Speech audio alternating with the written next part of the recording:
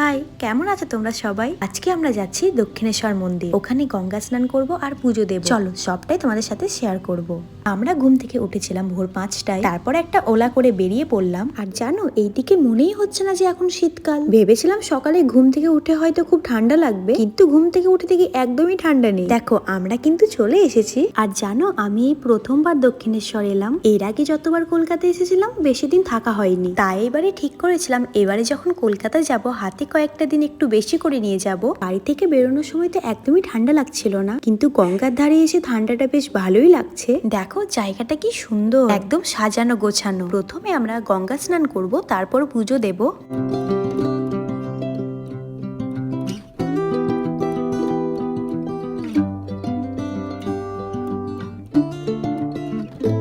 আর এইদিকে কর্তামশাইয়ের কাণ্ড দেখো, ও তো এত সকালে স্নান করে না, ওর অভ্যাস নেই। আর গঙ্গার জলটাও বেশ ঠান্ডা ছিল। ও তো বারবার করে বলছিল যে না আমি স্নান করব না, কিন্তু ওকে জোর করে স্নান করানো হয়েছে।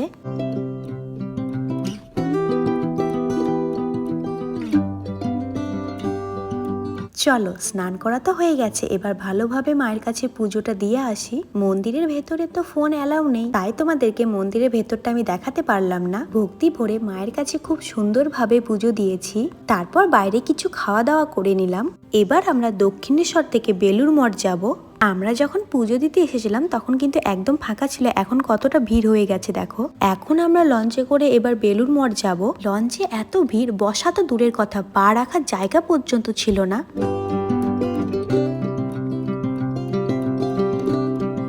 আর এই বেলুড় মঠ কিন্তু আমি প্রথম এলাম। আমার তো দক্ষিণেশ্বর মন্দির আর বেলুড় মঠ এই দুটো জায়গা খুব ভালো লাগলো।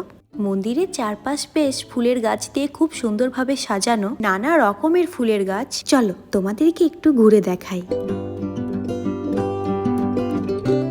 আমরা যে সময় গেছিলাম সে সময় মন্দির বন্ধ ছিল, তাই মন্দিরের ভেতরটা দেখতে পারিনি। তোমরা একবার ভাবো, মন্দিরের বাইরেটা যে এত সুন্দর, তাহলে মন্দিরের ভেতরটা কত সুন্দর হবে। আমার তো খুব আফসোস হচ্ছিল যে আমি মন্দিরের ভেতরটা দেখতে পেলাম না। এখানে দেখো প্রসাদ খাবার জন্য খুব সুন্দর ব্যবস্থা আছে। বেলুড় মঠে এসে একটা জিনিস খুব ভালো লাগলো, সেটা হচ্ছে তোমাকে প্রসাদের জন্য আলাদা করে কোনো মূল্য দিতে হবে না। চলো আজকের ভিডিওটা আমি এখানে শেষ করলাম, আবার তোমাদের সাথে দেখা হবে অন্য কোনো একটা ভিডিওতে।